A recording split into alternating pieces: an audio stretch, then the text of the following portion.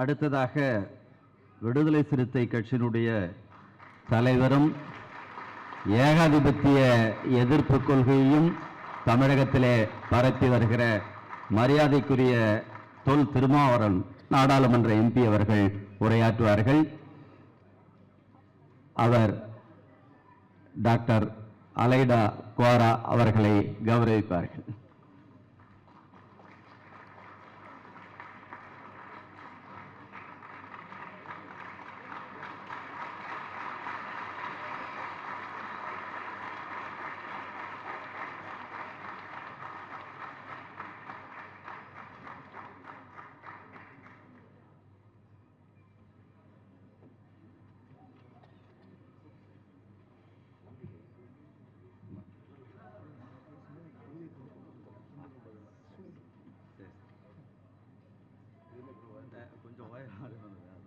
பரவாயில்லையா? எடுத்துடலாமா?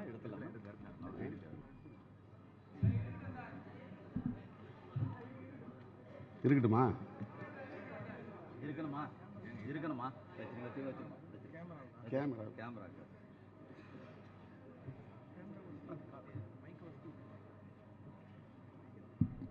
ரொம்ப வைரமா இருக்கு.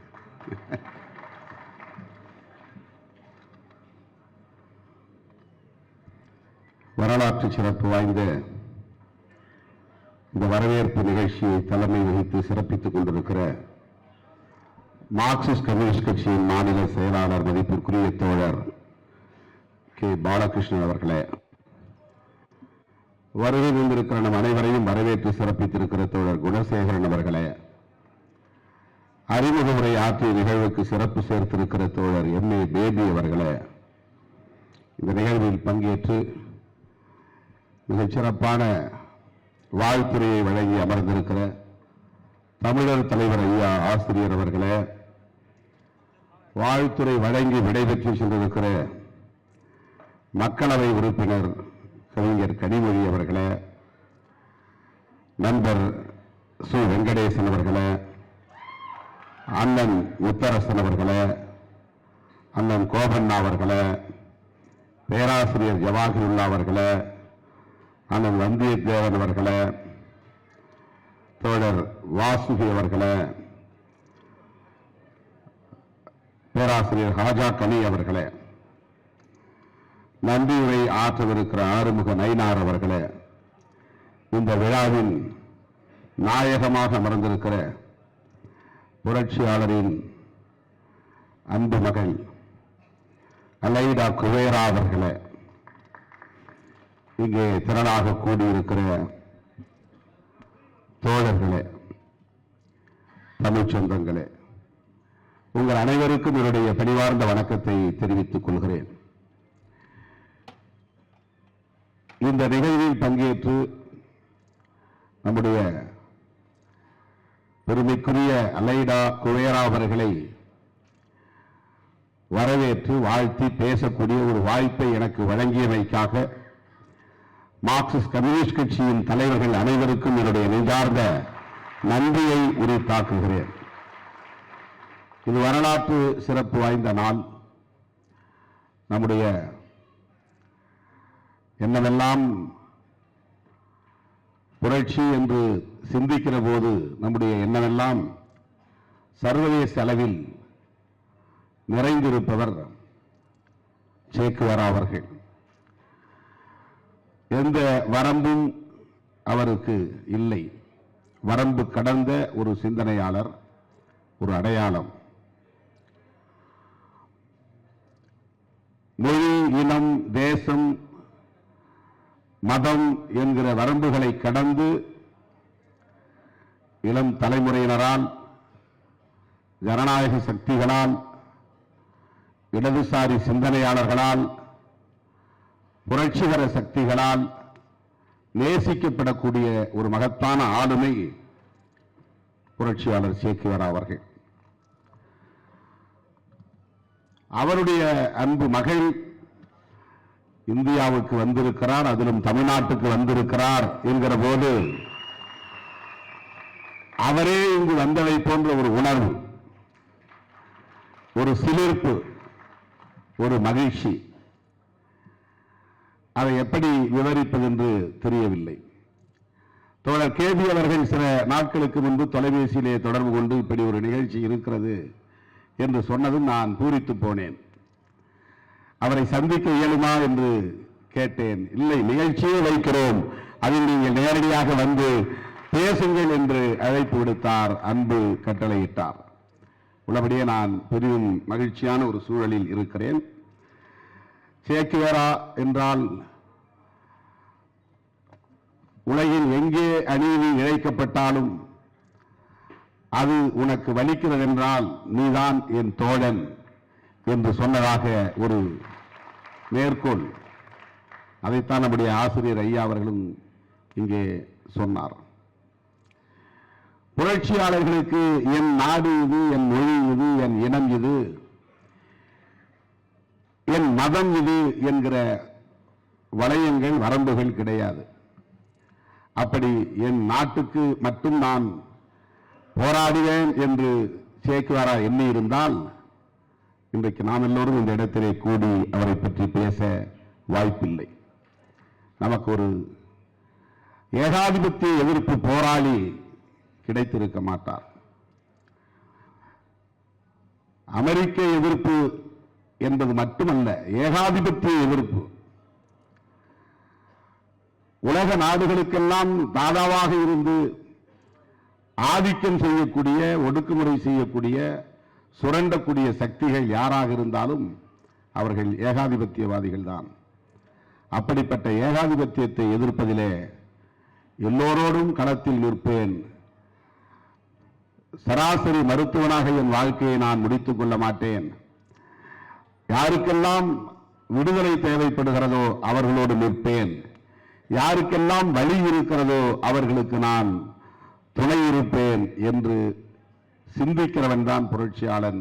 அப்படி சிந்தித்த தோழர் தான் சேக்குவேரா. அவரை வாழ்த்துகிற இந்த உரையை நான் ஒரு பக்கம் ஆங்கிலத்தில் நம்முடைய அலைடா அவர்களுக்காக வாசிக்க விரும்புகிறேன். On behalf of விடுதலை சிறுத்தைகள் கட்சி, we extend a warm welcome to the great revolutionary Che Guevara's daughter Aleida Guevara.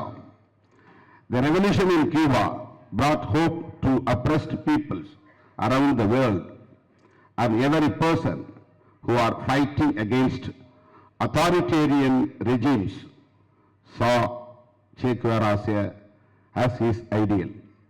Cuba is a country that cannot be tolerated by US imperialism. The economic sanctions imposed against Cuba by the United States and its allies have been in place for the past 60 years.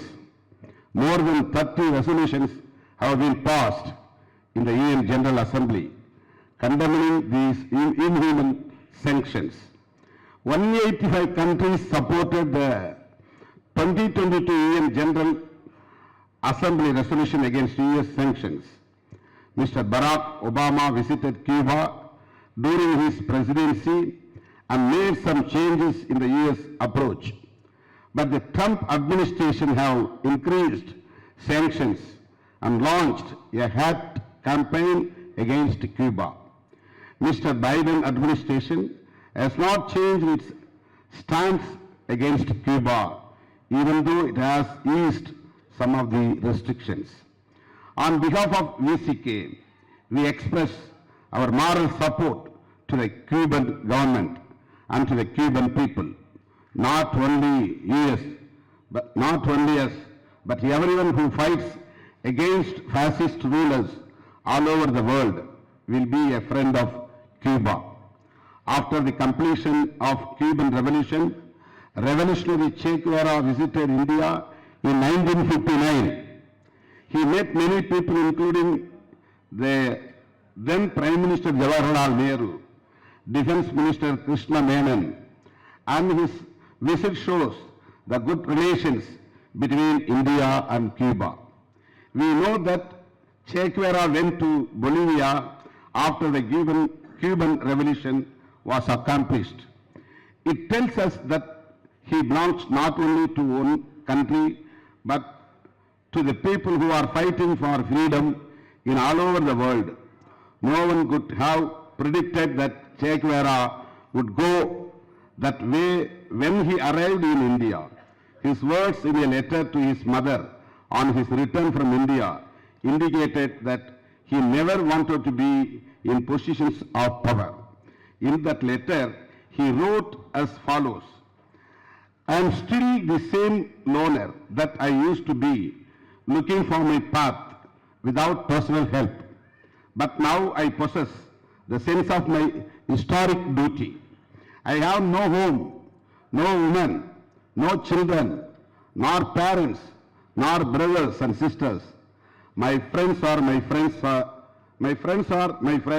as long as they think politically like I do. And yet I am content. I feel something in life, not just a powerful internal strength, which I always felt, but also the power to inject others, and an absolutely fatalistic sense of my mission, which strips me of all fear. I don't know why I am writing you this. Maybe it is merely longing of Aleida. The wording of his letter shows how much love he had not only for the revolution, but also for his daughter Aleida. When we see Aleida, Che Guevara's beloved daughter, we feel as if we are seeing Che Guevara. Your visit is not only to raise support for the Cuban people, but also to convey a message. The message is, don't hesitate to give your life to fight dictators. We would like to inform you at this time that Che Guevara is the biggest driving force for us in our struggle against Sanadana forces that are transforming Indian democracy into a fascist state. Red salute to you. Our love to the Cuban government and the people of Cuba. தோழர்களே, Che Guevara இன்று இருந்தால் ஈழ விடுதலைக்காகவும் அவர் தன்னுடைய ஆதரவை வெளிப்படுத்தி இருப்பார். அவருக்கு எந்த வரம்பும் இல்லை. எங்கெல்லாம் ஒடுக்குமுறை இருக்கிறதோ அங்கெல்லாம் போர்க்குரல் எழ வேண்டும். எங்கெல்லாம் அநீதி இழைக்கப்படுகிறதோ அங்கெல்லாம் எதிர்ப்பு போராட்டம் வெடிக்க வேண்டும் என்பதுதான் ஒரு புரட்சியாளனின் விருப்பம். Che Guevara இருந்திருந்தால் வேங்கை வயலில் குடிநீரில் மனிதக்கழிவு கலந்த கொடுமையை கண்டித்திருப்பார். இது கேவலம், இது அநாகரிகம், இது அநீதி, இதை எதிர்த்து குரல் கொடுத்திருப்பார். Che Guevara இருந்திருந்தால்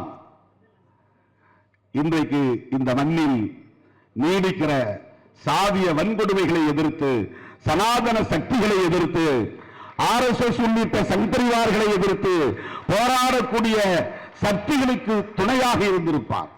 இப்படித்தான் நான் Che Guevaraவை புரிந்து கொள்ளுகிறேன். அவருக்கு எந்த ஒரு எல்லையும் இல்லை.